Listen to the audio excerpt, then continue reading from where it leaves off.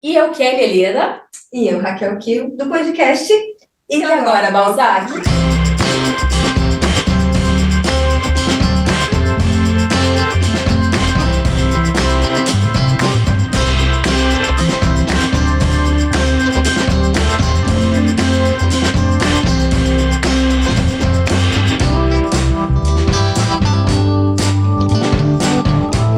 Gente, hoje estamos com a querida Ei. Palmas. nossa amiga, psicóloga. Gente, a Lilian, ela é psicóloga clínica, pós-graduada em saúde mental na infância e adolescência, psico-oncologia e pós-graduanda em psicologia transpessoal.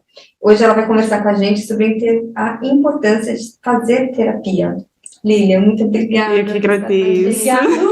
Que delícia daqui. Obrigada por aceitar o convite de estar conosco. Um prazer estar aqui, gente, entre amigas, né? Ai, Queridas, muito queridas. Você já não sabe quanto a gente já riu antes. Antes. Já daria uns 2 podcasts. Obrigada, viu, Lilian? Obrigada. É um prazer, de verdade, estar aqui com vocês. Nessa Muito tarde. legal. Chuvosa e fria, né? Chuvosa e fria. Mas estamos na casinha, olha só. Lilian, hoje em dia, por que as pessoas têm procurado a terapia? Olha, principalmente agora, depois da pandemia, a maior incidência que eu tenho no consultório é de pessoas que já vêm com quadro de ansiedade importante ou com uma depressão, né? Tem vários outros fatores aí, né? Mas principalmente ansiedade e depressão é o que lota, né? E parece que assim, a pandemia agravou consideravelmente, às vezes não porque a pessoa sofreu alguma coisa ou com Covid na família, nem tanto assim, mas o fato dessa tensão, daqueles anos de tensão, de mudança radical na vida, né? Aí provoca um aumento. Então, lotou, assim, de uma forma absurda e às vezes até um pouco mais sério. As notícias alarmantes, né? Aquilo que moveu o nosso psicológico, porque até eu brinco que quem não teve um surto nesse tempo não viveu a pandemia. Não passou batido, porque até as crianças né, tiveram problemas. Você conhece, tem a Vitória, que agora ela vai fazer 3 anos, é uma criança que nasceu no comecinho da pandemia, e a gente percebeu uma dificuldade até de interação com outras crianças. E são prejuízos, atrasos, né, que para normalizar vai levar tempo, né, e os adultos, eu acho que a gente pode especificar aqui de quem estamos falando, né, trouxe as crianças, que é um público interessante também, mas no consultório eu atendo adolescentes, jovens e adultos, né, é absurdo o quanto foi comprometido na socialização, né, no contato, nos namoros, nas saidinhas, né, o quanto ficar enclausurado foi complicado. Então, esses são uns fatores aparentes, né, mas tem pessoas que lidou bem durante esse resguardo, foi tudo muito tranquilo, chega um determinado ponto pós, né, eu digo pós porque já está mais calma, a gente já está, né, voltando e tal, bum, parece que aquela ansiedade começa a pegar sintomas mesmo, sintomas físicos, não só aquele emocional, né? Então, às vezes dá uma acelerada no coração, às vezes angústia, às vezes uma vontade de fazer alguma coisa que não sabe o que é, uma agilidade, eu tenho que ser ágil, eu tenho que correr, né, fazer, então, por exemplo, aquela correria em ter que fazer alguma coisa, em chegar a algum lugar. Aí, quando para perguntar, onde você está indo? Não sei. Não sei. Né? O que você quer comer? Não sei. Né? Eu peguei uma informação aqui, que são dados da OMS, né, que desde 2017 somos cerca de 19 milhões de brasileiros sofrendo de ansiedade. É um dos maiores índices do mundo. O Brasil é o país mais ansioso do mundo. E também peguei algumas informações, eu não estou com números aqui, o quanto os adolescentes estão ansiosos, sofrendo de síndrome do pânico dentro das escolas, no retorno, né, no pós, na vivência, voltar às aulas presenciais, voltar ao convívio de outras pessoas. É absurdo. Eu digo também que após a pandemia, eu nunca fiz tanto encaminhamento para avaliação psiquiátrica, né? Quem me conhece sabe que eu sou um pouco resistente, a gente vai tentando na terapia, né?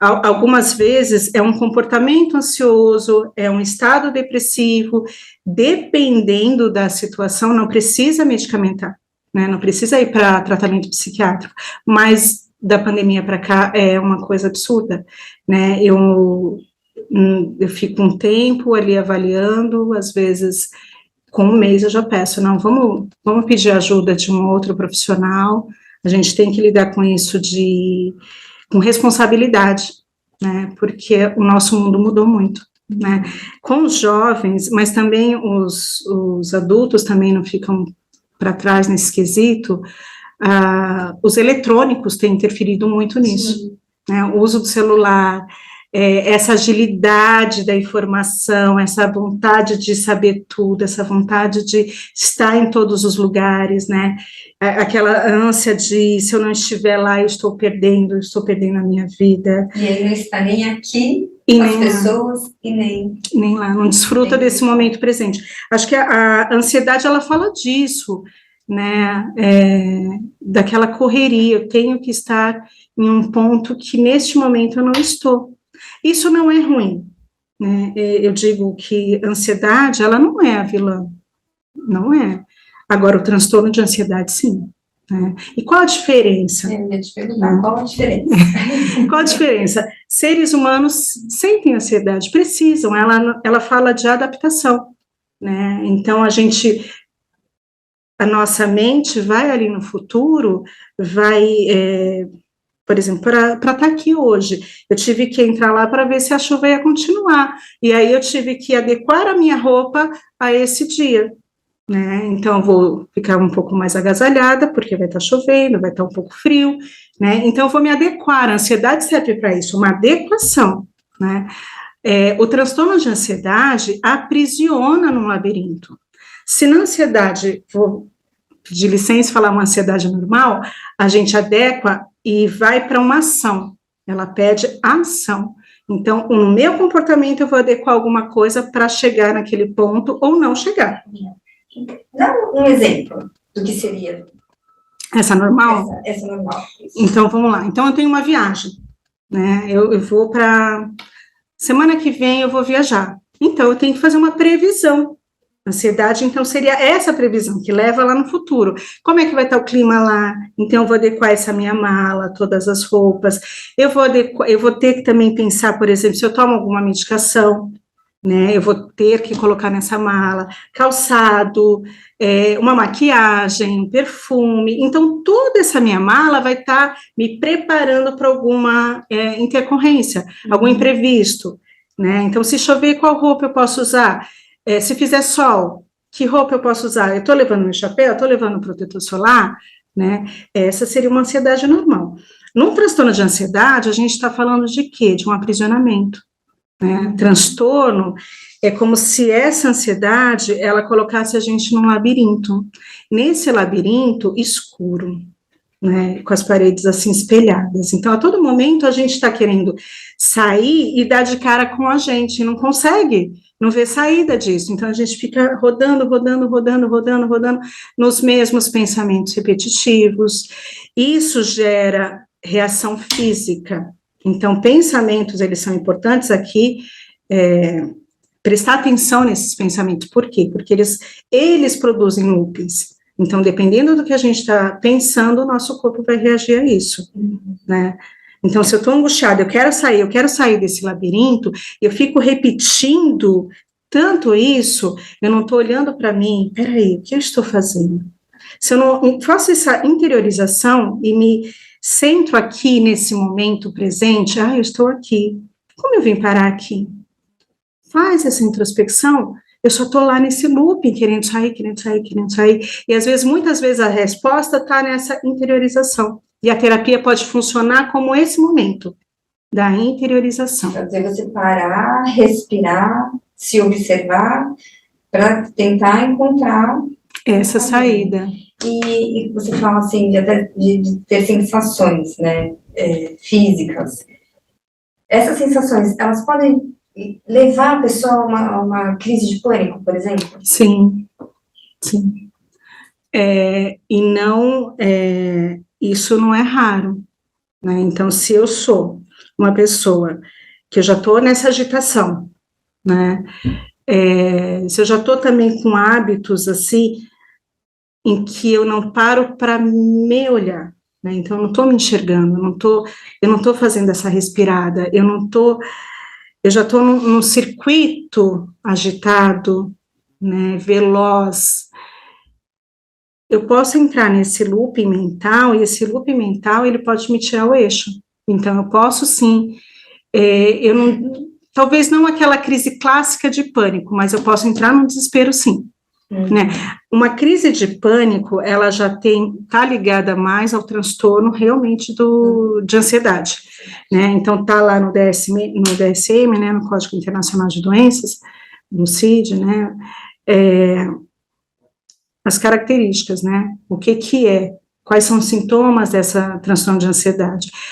O transtorno, crise de pânico, né, ela está aí, ela está entre esses sintomas que já estão ligados mais a uma ansiedade que já saiu desse normal. Às vezes a gente nasce com isso, às vezes a gente traz do nosso sistema, né, familiar, um padrão. Isso que você está falando, quando a gente começou a falar sobre o podcast sobre o autoconhecimento, eu comecei a ver lives, né, de especialistas, e é isso que a Lilian fala, né? As pessoas, elas não estão tendo, assim, clareza das prioridades reais que elas estão. Nossa, perfeito, cara. Elas estão tão acumuladoras de emoções e sensações do externo que elas não estão tendo clareza da própria vida que elas estão vivendo. E a gente está tendo uma dificuldade muito grande de se comunicar. A comunicação, às vezes você fica conversando e falando com uma pessoa que você convive, seja em casa, no trabalho, às vezes você precisa repetir várias vezes a mesma coisa para o outro te entender. A gente não está tendo essa interação um olhar para o outro e ver qual é a melhor forma que eu posso me comunicar com aquele outro, que ele entenda aquilo que eu quero dizer. Então, a gente também está perdendo essa forma de se comunicar, esse código. E aí a gente vem muito... Gente, você falou viagem, eu lembrei quantas viagens que a gente vai, e às vezes, sei lá, você vê um casal até que meio que tá quebrando pau ali, e aí você vê eles tirando uma fotinho, às vezes um selfie para mostrar um determinado lugar, e eles nem estão naquele clima. Mas, vamos tirar um selfie? As mídias sociais, elas trouxeram isso, né? É uma vida editada. Exatamente. A gente não está conseguindo viver nem a nossa própria vida, a nossa realidade, o agora, né? O presente, o que é? O que eu quero aqui?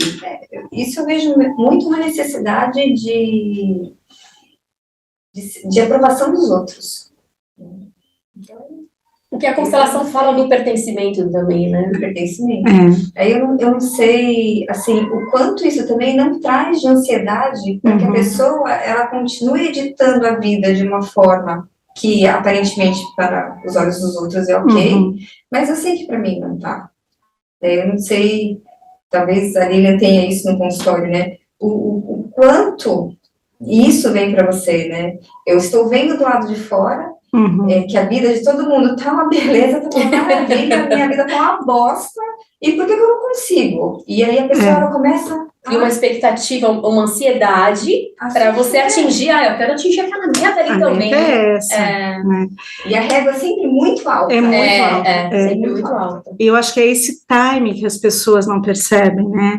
Qual o momento em que eu me distanciei tanto de mim, e eu tô tão para fora, eu estou tão aguardando, esperando eu ser bem-sucedida, ter uma renda X, né, as pessoas me aprovarem, fazer aquela tal viagem, comprar tal coisa, né, a gente está tão olhando para fora que esquece de olhar para dentro, né? E esse time de olhar para si, de perceber, poxa, eu estou repetindo os mesmos problemas, eu estou ficando sempre doente, sendo que não tem uma causa física aí, o que está por trás, né?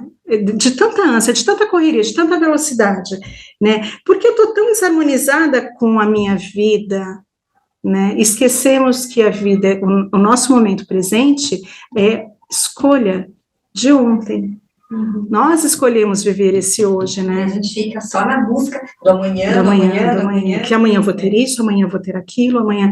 Sim, muitas coisas. Voltando ao exemplo da viagem, para a gente poder fazer aquela viagem top, a gente vai se organizar financeiramente, a gente tem que se organizar com relação às férias, se vai em casal, tem que essas 2 férias caírem no mesmo período. Então, uma série de coisas que a gente precisa planejar. Então, planejar também não é errado. O problema não é o planejamento, ficar fazendo essas previsões. O problema é ficar aprisionado. E o transtorno de ansiedade, ele nos aprisiona nesse futuro que nunca chega. Né? E quando a gente está só no futuro, a ansiedade leva a gente para esse futuro, a gente não está colhendo o fruto do hoje, que a gente plantou ontem. E nós escolhemos plantar esses frutos ontem. Né? Então a gente acaba não honrando esse nosso presente, porque sempre está faltando, sempre, eu tenho que atingir meta X. Sim, precisamos atingir algumas metas, seja profissional, seja no lar, seja com os amigos, no relacionamento, a gente sim, também tem essas coisas, mas não somos prisioneiros de tudo isso, não precisamos ser.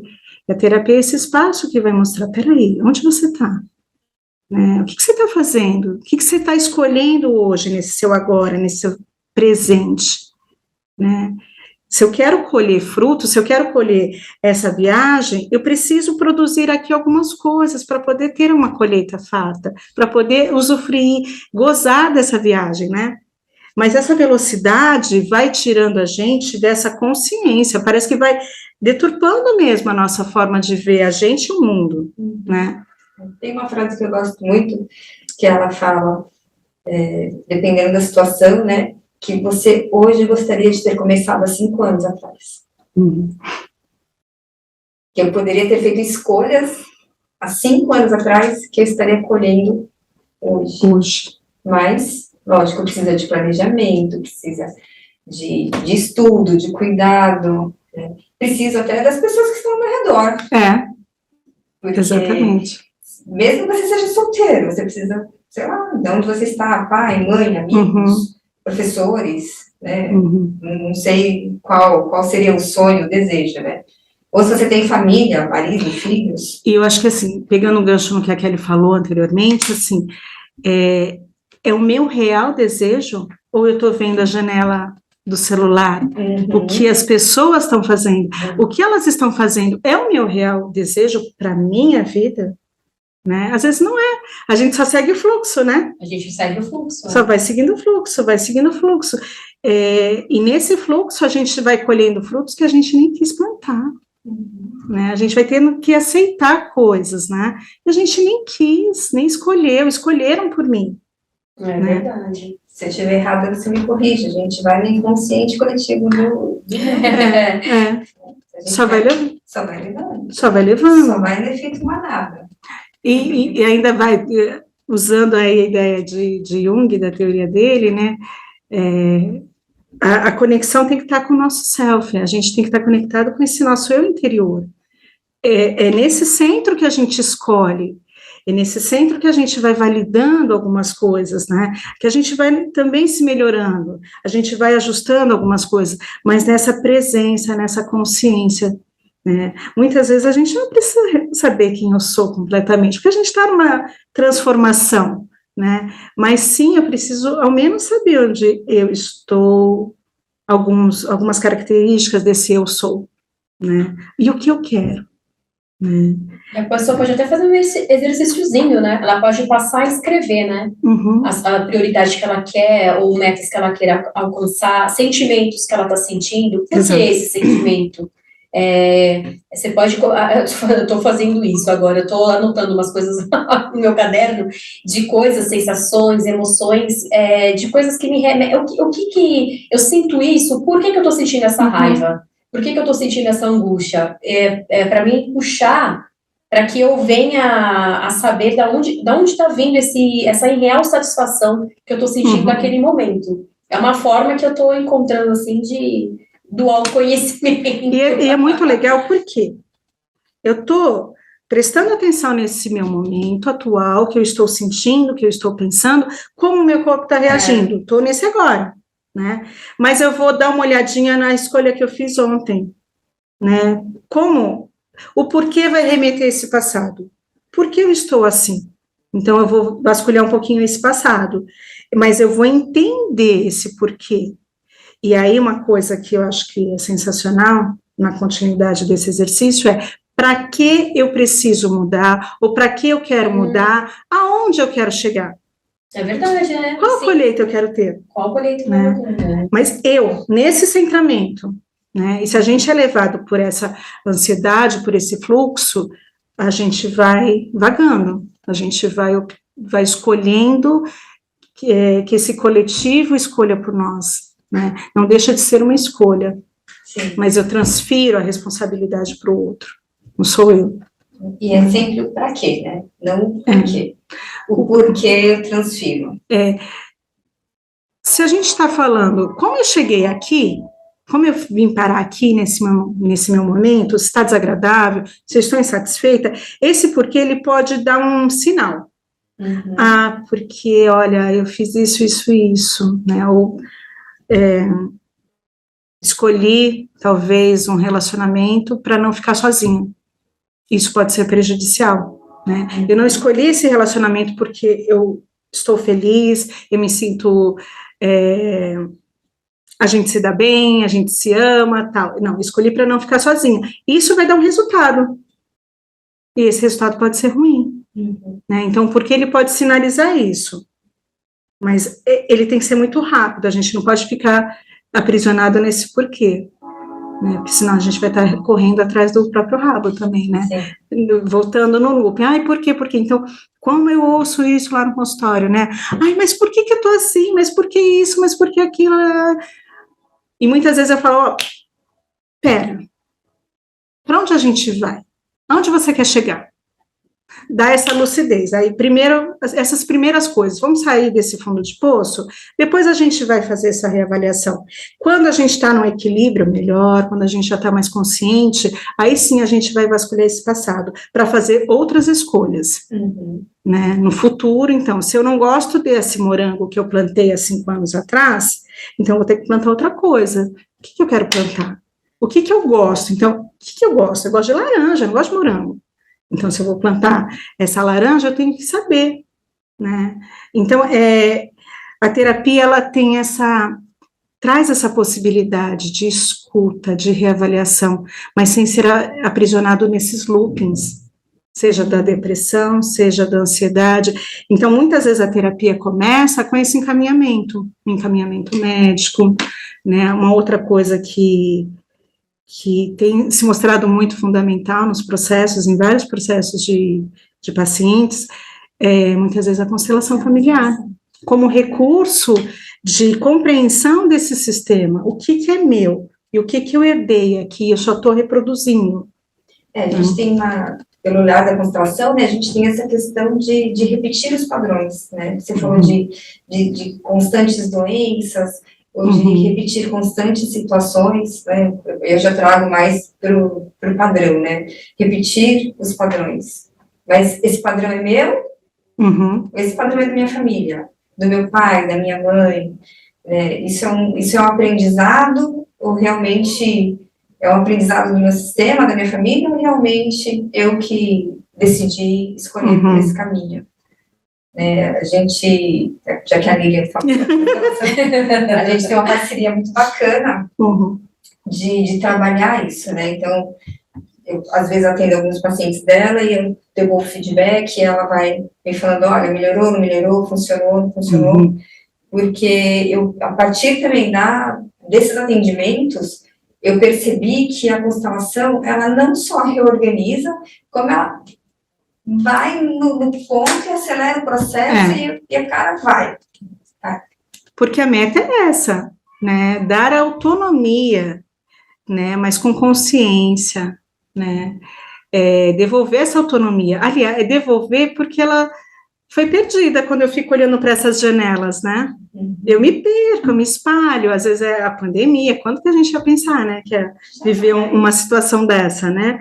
E eu me perco, ok, me perdi, então vamos lá. Então vamos recomeçar aqui, né? Então a constelação, ela tem sido um recurso, assim, sensacional, de desfazer nós, que na terapia individual, a gente pode até patinar muito, né?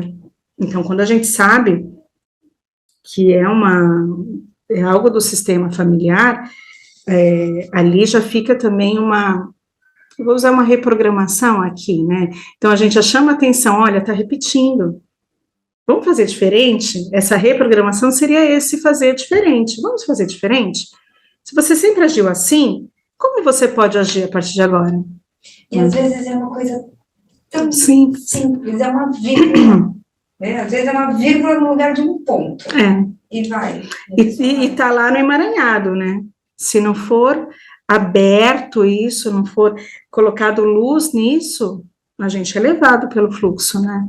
E aí as distrações, né? Seja a internet, seja o que for, né? O que o outro lá tem, né? O que eu não tenho. Sempre eu olho para o que eu não tenho, né? É sempre o que falta. É o que falta, que está faltando. Se a gente for olhar bem resumidamente, tanto a terapia no consultório e a constelação, eu acho que a terapia, assim, é fundamental no sentido de te ajudar você a se encontrar e você ser a sua melhor versão. Perfeito. Né?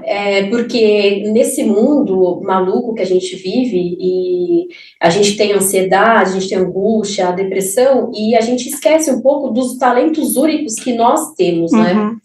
E eu acho que a terapia, tanto no consultório como na constelação, ela puxa você para essa autoanálise, né? Vamos descobrir, assim, o que eu tenho de bom, porque a gente sempre tem alguma coisa de bom, nem que seja de falar muito, mas aí o que você pode fazer com isso? Vai fazer um podcast, pô. Usa isso em favor, né, da humanidade. Vai fazer terapia em grupo. E aí você se centrar, e aí, porque eu vejo as pessoas muito tristes, muito insatisfeitas e se invalidam, não se aceitam. E aí o interessante é você saber que alguma coisa você tem que é única e que pode estar ajudando, além de você mesma, né, assim, você vai ajudar alguém. Então, eu acho que a terapia, tanto no consultório como a constelação, ela é meio, a gente puxa até a física quântica aqui, né? Vamos atrás da sua melhor versão. E é isso. Quantas vezes também no consultório as pessoas não se aceitam, né? Elas estão vivendo um fluxo, seja de uma ansiedade, uma depressão, um estresse pós-traumático, às vezes um luto. Luto é terrível. Tira a gente do eixo, né? Tudo precisa ir para terapia, né? Me levar para terapia? Não. Mas se aquilo está me paralisando, está fazendo eu reproduzir velhos padrões, conhecidíssimos padrões, está na hora de pedir ajuda, né? E para quê? Para aprender a se olhar, para poder se aceitar. Né? Muitas vezes, assim, a pessoa tem um transtorno, né, seja de ansiedade, seja depressivo, e é resistente a tomar medicação. E, às vezes, a medicação é fundamental para que a pessoa melhore. A gente toma bolinha. Às vezes é necessário. Para sempre? Não. Só o médico aí acompanhando, né, uma equipe, né, eu costumo fazer também isso, né, sempre que o paciente vai ao médico, eu procuro sempre enviar um relatório de como foi aquele período, né, o quanto evoluiu, né, e muitas vezes a evolução, principalmente após uma constelação, meses seguidos, a pessoa progressivamente vai melhorando, né, e isso ajuda também lá para a terapia medicamentosa, como não? Sim, né? sim. Ou estabiliza a dosagem, muitas vezes estabiliza a dosagem do remédio, muitas vezes já começa no processo de desmame, né? Existe, você que está no todo dia ali, né, existe um preconceito muito grande com a questão de tomar medicamento. Ainda existe. Ainda existe uma coisa muito forte isso, né? Talvez, eu acho que ainda existe um preconceito muito grande até da própria clínica, né? Eu super defendo e indico a Lívia para várias pessoas, e teve pessoas que falam para mim, não, mas eu sou louco. Uhum. É verdade, eu já indiquei também. Mas eu não sou louco. Mas a pessoa fala assim, mas por que você acha que eu estou precisando de uma psicóloga? Eu falei, todos nós precisamos. Eu falei, vá, faça uma experiência, faça um primeiro atendimento, vê como que você se sente. Porque é tão gostoso, né? Porque você pode ir lá, você conversa. Terapia, gente. Nossa, eu também. Nossa, se você fala da sua vida, sem julgamento, né? Porque, de uma certa forma, a terapeuta, inicialmente, ela vai ser imparcial, né? Depois ela mete bronca. Depois ela a gente vai conhecendo. Depois ela bate, ela faz. Aí... Mas no começo é imparcial, né? E isso é assim, é um acolhimento. E às vezes você tá com tanta dor ali embutida dentro de si, né? O negócio tá tão dolorido que a melhor coisa é você tá podendo conversar com uma pessoa que tá ali para te escutar, que tem o conhecimento, tem a técnica para isso. E tem isso também, né? Não sei se você deve ter escutado isso. Eu vou ficar lá falando da minha vida para quê? Não, gente, para um estranho, né? Técnica, ela um estranho. Como técnica, e vai te direcionar da melhor forma possível. É uma escuta especializada. Sim. Não é... mas isso substitui amigo? Não substitui. Não, Isso substitui aquela conversa com o padre, com o pastor, com o líder da minha célula, com o meu pai de santo ou com guia. Não substitui nada disso. São coisas diferentes. Né? Aliás, a religiosidade, ela também contribui para a saúde mental. Sim, né? É verdade. Mas aquela escuta do profissional psicólogo é uma escuta especializada. Né? Então, ali já vai começar, a gente vai ouvindo, vai conhecendo, no primeiro momento a gente vai conhecendo a pessoa, né? Vai tentando, vai nessa aproximação, nesse acolhimento, a gente vai percebendo a gravidade dessas feridas, o quão está comprometido por conta das feridas, né? Então, a gente vai aí trocando essa bandagem, né? E aí, em algumas situações, inevitavelmente, precisa de um apoio médico, né? E aí, quando fala em psiquiatra, poxa, mas eu já vim aqui, eu já consegui chegar aqui no psicólogo, você está me mandando para o psiquiatra, eu estou tão ruim assim? É só mais um passo. E às vezes é temporário. Sim, né? É temporário, é por um tempo. A terapia também pode ser por um tempo. A terapia para autoconhecimento, ela é sensacional. Verdade, ela vai aprofundando, assim, de uma forma... Agora, numa crise pessoal, ela é fundamental. É fundamental. Né? Eu tenho também uma paixão por lutos, né? Por terapia de luto. Todo luto precisa? Não precisa. Não precisa. Tem gente que dá conta disso. O luto, naturalmente, vai paralisar ali, vai modificar a vida da pessoa por um tempo. O problema é se essa pessoa fica muito tempo paralisada. Seja com o luto, seja com a ansiedade, seja com a depressão, seja com o estresse pós-traumático, seja numa separação. Que não deixa de ser um luto. Que não deixa também de ser um luto, com uma demissão de trabalho, ou com uma mudança de carreira, né? Então, uma crise, eu tinha um orçamento X, eu tinha uma vida X, agora eu tenho, perdi tudo, estou vivendo assim nessa situação, também ajuda. Para autoconhecimento, tem abordagens que eu acho que são bem legais, né? E aprofundam que, de forma assim, eu vou me conhecendo, mas eu já não tenho mais aquela urgência de me melhorar, de fechar uma ferida. Também acho sensacional, é muito legal. Né, mas eu gosto do rock and roll lá no consultório, chegou... a gente sabe que a gente já passou pela linha, então a gente sabe. Vamos fechar essas feridas, vamos viver, vamos aprender a ser feliz. Então, mas sabe uma coisa bacana da terapia? Também ajuda você a lidar com as adversidades, né? A palavra, não sei se é resiliência. Isso. E eu acho que, principalmente no meu caso, né? No meu caso pessoal, porque eu fui paciente da Lívia e da Raquel. Tá tudo em casa. E o que eu senti foi justamente esse olhar, que assim, nós somos acumuladores de emoções, né? A gente acha que é só de coisas, mas a gente também acumula emoções, que traz de pai, de mãe. E assim, eu cheguei muito dolorida. E, lógico, vitimismo ali presente a todo momento. E o que eu achei legal é a forma que, onde você, na situação da sua vida que você vive, você se coloca um pouco ali como espectador e passa a observar, a terapia ajuda isso. Você passa a observar de fora, você sai do personagem, vem pra cá, e você passa a observar de fora como é que tá esse teatro aí, como é que tá essa novela, esse filme, essa série, entendeu? E aí você começa a ter lidar com a diversidade, ter mais resiliência e aceitação consigo, com o próximo, que aí quando você se aceita, você passa a aceitar um pouco mais ao próximo. Quando você se respeita, você passa a respeitar mais o próximo. E aí vai. A vida começa a dar uma fluida, flui de uma coisa de uma forma mais leve, né? Eu lembrei... E a gente continua tendo problema, não é? Sim. É terapeutizada, tá tomando bolinha, tá... Mas a gente continua tendo problema. A diferença é que a gente não empaca. Não empaca e fica... É jogo de videogame, né? Entrou na crise, se joga no colo da Lilian. A Lilian acolhe. Ajuda a passar dessa crise... E aí, vai bater de novo, vamos repetir o padrão. Aí eu olho para trás e falo, não, mas eu já sei como lidar. E vai. E sempre vai mudando. Ou vai ficando mais difícil para você aprender a lidar, eu vejo isso muito pela constelação, ou ela fica um pouco mais leve, e aí você vai tirando de letra.